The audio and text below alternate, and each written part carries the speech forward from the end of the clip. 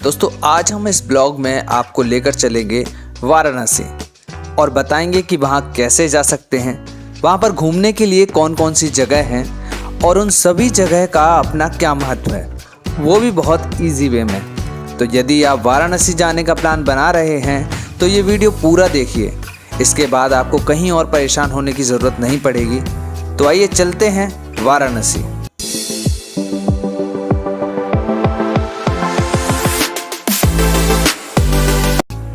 दुनिया के सबसे पुराने शहरों में से एक है काशी। इसे बनारस, वाराणसी या काशी कई नामों से जाना जाता है।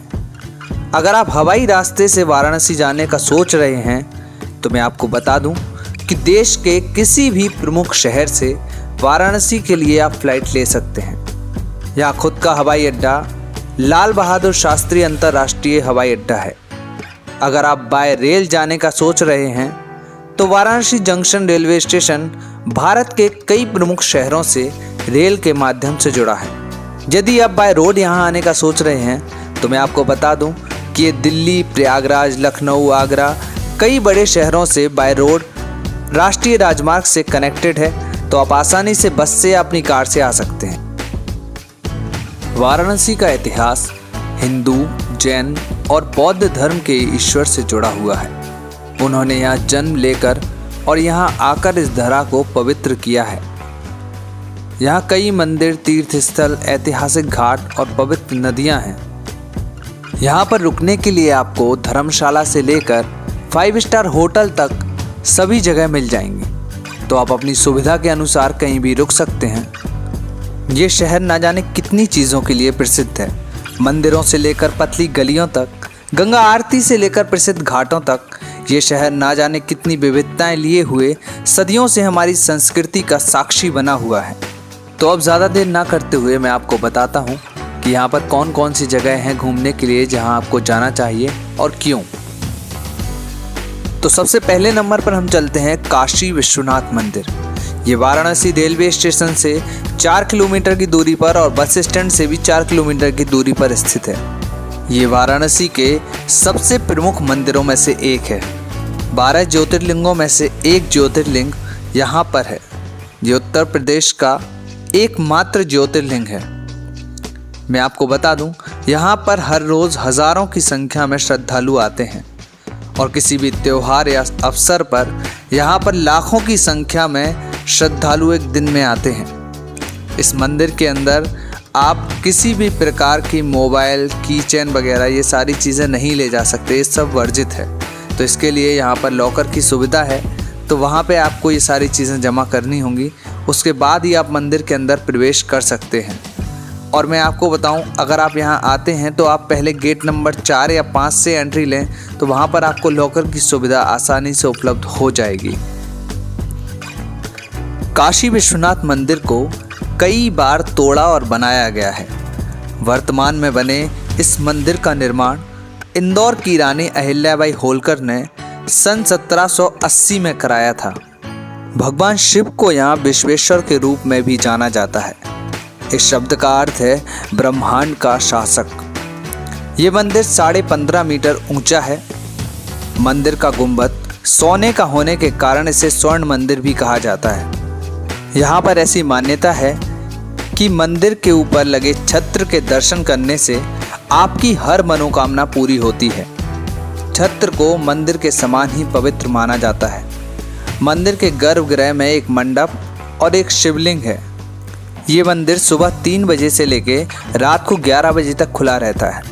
इस मंदिर में दिन में 5 बार आरती होती है और मैं आपको सलाह दूंगा कि यहाँ पर आप सुबह सुबह ही जाएं तो ज़्यादा अच्छा रहेगा, तब आपको कम भीड़ मिलेगी। इसी मंदिर के पीछे आप नवनिर्मित कॉरिडोर के रास्ते ललिता घाट, भैरव गेट की ओर जा सकते हैं। यहाँ पे आप गंगा नदी में स्नान कर सकते हैं और यहाँ पर स्थित पशुपतिनाथ मंदिर, नेपाली मंदिर और ललिता गौरी मंदिर के दर्शन कर सकते हैं। ललिता घाट में नेपाली वास्तुकला की झलक देखने को मिलती है। यहाँ हर रोज़ सैकड़ों लोग आते हैं और रात के वक्त लाइटिंग के समय यहाँ का नज़ारा बहुत ही प्यारा प्रतीत होता है। तो इस जगह का आनंद उठाने के लिए आपको एक बार इस घाट पर ज़रूर आना पड़ेगा। ललिता घाट के बगल में ही स्थित है मणिकर्णिका घाट। मणिकर्णिका घाट शहर में मौजूद सबसे पुराने घाटों में से एक है।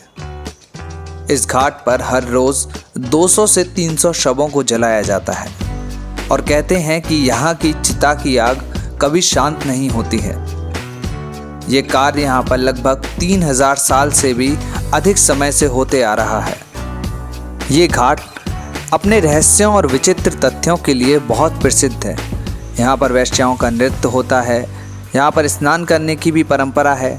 चिता की राख से होली खेली जाती है। यहाँ पर शक्तिपीठ भी है, प्राचीन कुंड भी है। तो कई सारी मान्यताओं से ये घाट प्रसिद्ध है और ऐसा मानते हैं कि जिस दिन भी यहाँ चिताएं जलना बंद हो जाएंगी उस दिन वाराणसी के लिए प्रलय का दिन होगा। काशी विश्वनाथ मंदिर से आधा किलोमीटर की दूरी पर है दशाश्वमेध घाट। ये बहुत ही खास स्थान है जो अपनी आध्यात्मिकता के लिए जाना जाता है। इस स्थान के बारे में कहा जाता है कि इस जगह पर भगवान ब्रह्मा ने दशा अश्वमेध यज्ञ किया था, जिसमें उन्होंने 10 घोड़ों की बलि दी थी। यहाँ पर कई तरह के धार्मिक अनुष्ठान किए जाते हैं। हर दिन शाम को इस घाट पर आयोजित गंगा आरती सबसे ज़्यादा प्रसिद्ध है, जिसमें सैकड़ों लोग शामिल होते हैं। इस आरती को देखना अपने आप में एक खास अनुभव है जो हम शब्दों में बयान नहीं कर सकते।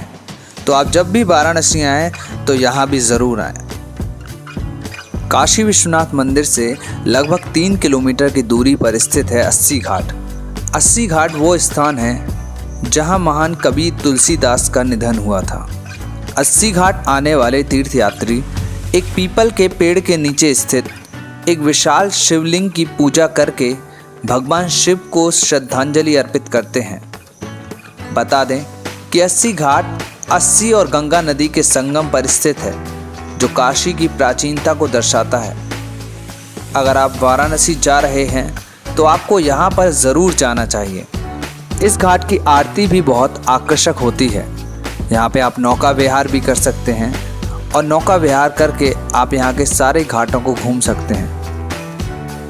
अस्सी घाट से लगभग 1 किलोमीटर दूर है तुलसी मानस मंदिर। तो हम चलते हैं तुलसी मानस मंदिर की ओर। तुलसी मानस मंदिर वाराणसी के प्रमुख दर्शनीय स्थलों में से एक है। इस मंदिर का निर्माण 1964 में किया गया था, जो भगवान राम को समर्पित है।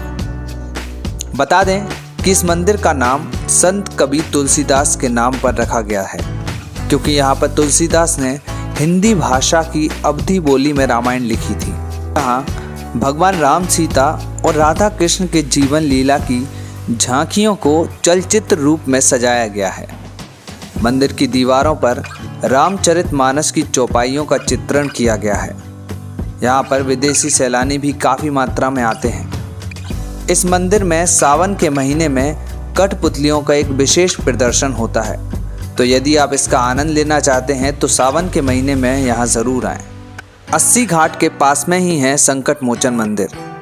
वाराणसी में यूँ तो कई सारे प्रसिद्ध मंदिर हैं, उन्हीं में से एक है ये हनुमान जी का सुंदर मंदिर, जहाँ पर हनुमान जी की प्रतिमा विराजमान है। इस मंदिर का पौराणिक कथाओं में भी लेख मिलता है। 1900 के दशक में पंडित मदन मोहन मालवीय ने इसे बनवाया था। इस मंदिर में बंदर काफ़ी सारे हैं और यहीं पर गोस्वामी तुलसीदास को हनुमान जी का स्वप्न आया था। अस्सी घाट के पास में ही है दुर्गा माता मंदिर। दुर्गा माता मंदिर ये चमत्कारी मंदिर है, जिसे बंदर मंदिर भी कहते हैं। इस मंदिर का निर्माण एक बंगाली महारानी द्वारा 18वीं शताब्दी में कराया गया था, जिसको गेरू से लाल रंग में रंगा गया है। इस मंदिर के बारे में कहा जाता है कि इस मंदिर में स्थित देवी दुर्गा की मूर्ति का निर्माण नहीं कराया गया था, बल्कि ये अपने आप प्रकट हुई थी। तो अगर आप वाराणसी जाएं तो इस अद्भुत मंदिर में भी ज़रूर जाएं। अस्सी घाट से लगभग 4 किलोमीटर दूर है रामनगर किला और संग्रहालय। ये तुलसी घाट के सामने स्थित है। इस किले का निर्माण 1750 में राजा बलवंत सिंह ने करवाया था। इस किले में एक संग्रहालय भी है, जो पुरानी अमेरिकी कारों के दुर्लभ संग्रह, हाथी दांत वर्क और मध्यकालीन वेशभूषा और एक विशाल खगोलीय घड़ी के लिए जाना जाता है। तो आप यहाँ भी एक बार ज़रूर आएं। अस्सी घाट से लगभग 4 किलोमीटर दूर है न्यू विश्वनाथ मंदिर। वाराणसी के BHU कॉलेज के परिसर में स्थित है ये मंदिर। यहाँ पर कैमरा ले जाना अलाउड नहीं है। ये मंदिर एक अनूठा मंदिर है। इसमें 7 अलग अलग मंदिर हैं जो एक साथ मिलकर एक बड़े धार्मिक परिसर का निर्माण करते हैं। इसका डिज़ाइन प्रसिद्ध पुराने विश्वनाथ मंदिर से प्रेरित है, तो आप एक बार यहाँ भी ज़रूर आएँ। यह है वो जगह जो घाटों और मंदिरों की इस नगरी का शानदार नगीना है। इकलौता मंदिर जहाँ किसी देवी देवता की नहीं बल्कि अखंड भारत की मूर्त की आराधना होती है, यह है भारत माता मंदिर। यहाँ अखंड भारत का मानचित्र है, जब सीमाएं पाकिस्तान पार अफगानिस्तान और पूरब में पश्चिम बंगाल के आगे फैली हुई थीं। सबसे बड़ी खासियत है कि इसमें पहाड़ों और नदियों को 3D मानक उकेरा गया है, जो बेहद आकर्षक है। इस मंदिर का शिल्प बाबू शिव प्रसाद गुप्त ने तैयार किया था, वो भी गणितीय सूत्रों के आधार पर, और इसका उद्घाटन स्वयं महात्मा गांधी ने 25 अक्टूबर सन 1936 में किया था। इस अनोखे मंदिर में भारतीय संस्कृति और देश प्रेम की झलक देखने को मिलती है। हर साल गणतंत्र दिवस और स्वतंत्रता दिवस पर इस नक्शे में दिखाए गए जलाशयों में पानी भरा जाता है और मैदानी इलाकों को फूलों से सजाया जाता है। काशी जैन धर्म की भी पावन स्थली रही है। जैन धर्म के 4 तीर्थंकरों ने यहाँ जन्म लिया है। कहते हैं तीर्थंकरों के जन्म से पहले काशी में लगातार 15 महीने तक रत्नों की वर्षा हुई थी और यहाँ पर कई जैन मंदिर भी हैं। तो उन्हीं में से एक है भगवान पार्श्वनाथ की जन्मस्थली भेलूपुर। जैन धर्म के 23वें तीर्थंकर हैं भगवान पार्श्वनाथ। इनकी जन्मस्थली भेलूपुर है और यहाँ पर 2 मंदिर अभी बने हुए हैं, जो एक श्वेतांबर जैन मंदिर है और एक दिगंबर जैन मंदिर। ये मंदिर विशाल, कलात्मक एवं मनोरम है। राजस्थानी कारीगरों द्वारा राजस्थानी पत्थर से निर्मित ये मंदिर अद्भुत एवं अद्वितीय हैं। मंदिर की दीवारों पर शिल्पकारों द्वारा सुंदर ढंग से कलात्मक चित्रों को दर्शाया गया है। भगवान पार्श्वनाथ के पिता काशी के राजा अश्वसेन थे, इसलिए उनका प्रारंभिक जीवन एक राजकुमार के रूप में बीता। पार्श्वनाथ भगवान ने 30 वर्ष की आयु में गृह राजपाट सब कुछ त्याग कर संन्यास ले लिया था और 83 दिन के कठोर तप करने के बाद 84वें दिन उन्हें केवल ज्ञान की प्राप्ति हुई। पार्श्वनाथ जयंती पर श्री जी की शोभा यात्रा बड़े धूमधाम के साथ निकाली जाती है। ये स्थान विदेशी पर्यटकों के लिए भी आकर्षण का केंद्र है। भेलूपुर से 1.5 किलोमीटर दूर है श्री भदैनी जी दिगंबर जैन तीर्थ क्षेत्र। ये जैन धर्म के 7वें तीर्थंकर भगवान सुपार्श्वनाथ की गर्भ, जन्म, तप और ज्ञान कल्याणक भूमि है। ये मंदिर गंगा के सुरम्य तट प्रभुजैन घाट पर स्थित है, जिसे भदैनी घाट के नाम से भी जाना जाता है। वर्तमान में भदैनी क्षेत्र में गंगा किनारे 2 दिगंबर जैन मंदिर और मध्य में एक श्वेतांबर जैन मंदिर है। माना जाता है कि गंगा किनारे तीर्थंकर सुपार्श्वनाथ के पिता का विशाल महल रहा, जहां इनका जन्म हुआ। इसलिए वर्तमान में तीनों मंदिर इनकी जन्मभूमि से गौरवान्वित माने जाते हैं। ये क्षेत्र तट पर होने के कारण यहाँ का दृश्य अत्यंत मनोरम है। यहाँ पर आप नाव की सवारी भी कर सकते हैं। तो आप जब भी वाराणसी आएँ तो एक बार यहाँ पर भी ज़रूर आएँ। तो दोस्तों, ये थी वाराणसी में घूमने वाली सारी जगहें। इसके अलावा वाराणसी से 12 किलोमीटर की दूरी पर स्थित है सारनाथ, और सारनाथ में भी जैन और बौद्ध धर्म के कई सारे मंदिर और काफ़ी सारी पर्यटन से रिलेटेड चीज़ें हैं जहां पर आप जा सकते हैं और घूम सकते हैं। मैं आपको सारनाथ का एक अलग से ब्लॉग बनाऊंगा, तो आप उसको भी विज़िट कीजिए अगर आप सारनाथ भी जाना चाहते हैं तो। और बताइएगा हमारा ये वीडियो आपको कैसा लगा। इसको सब्सक्राइब करना मत भूलिए हमारे इस चैनल को, अगर आप पहली बार आए हैं। मैं ऐसे ही और अच्छे वीडियो आप लोगों के लिए लाता रहूँगा। सब्सक्राइब कीजिए। अगर आपको कोई डाउट है तो आप कमेंट में पूछ सकते हैं, और लाइक भी कीजिए और अपना प्यार यूं ही बनाए रखिए। धन्यवाद।